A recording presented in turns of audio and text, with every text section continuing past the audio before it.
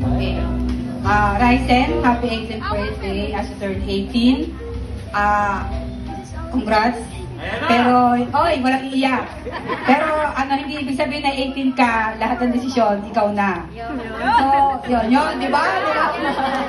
Ganun yun, hindi ganun yun.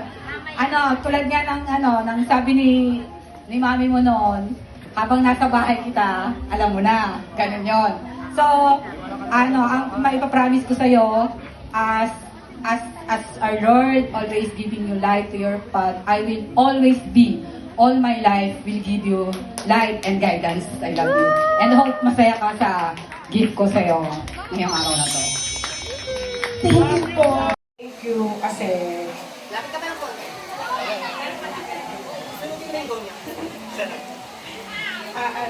wish ko na lang sa'yo this year. Hindi ko pala kailangan i-wish na sa'yo, ginagawa mo naman yung sa pag-aaral mo. Siguro yung yung ibang bagay, hindi ko na mapanggitan kasi alam mo na yun. Tsaka thank you kasi dati ko mo sa mga anak ko. Happy birthday, Seth! Thank you, Tita Celine. Next, Tita May. Very simple. So, make all your dreams come true and all your wishes be granted. Happy birthday. Wow! Wow!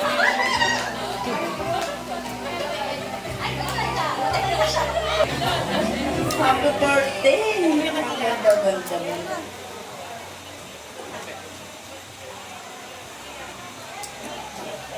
Hanggang makarating.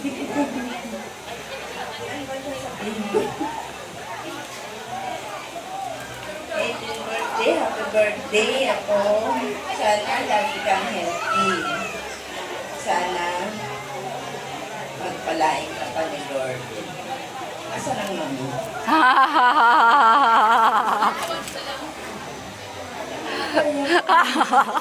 Sexy naman. Hindi na salamat.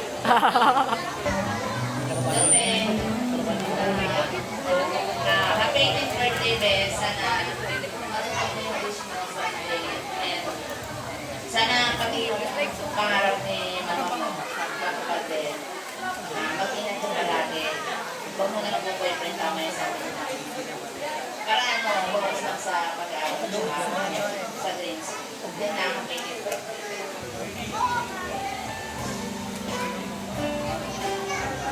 Thank you, Tita Sasha. Next, Tita Mia.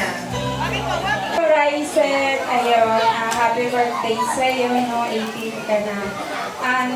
Legal age ka na din. Tapos, wish ko lang sa'yo is matupad mo lahat ng mga pangarap mo. Tapos, maging blessing ka din sa family at sa mga nakapaligid sa'yo.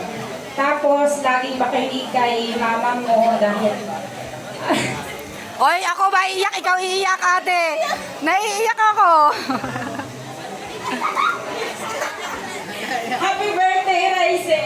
Ini...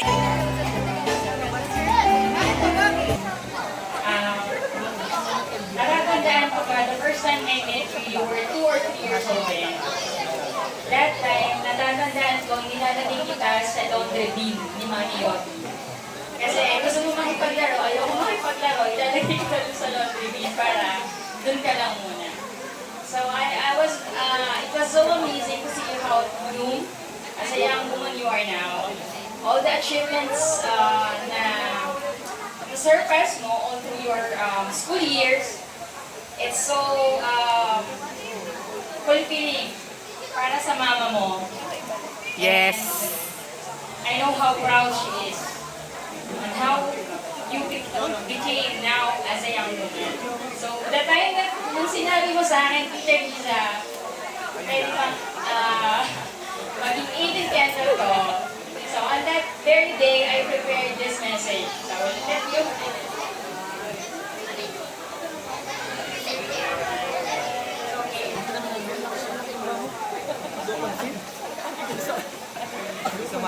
Happy 18th birthday,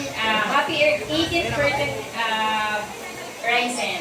You've grown into such an incredible young woman. May your life be as magical as you are.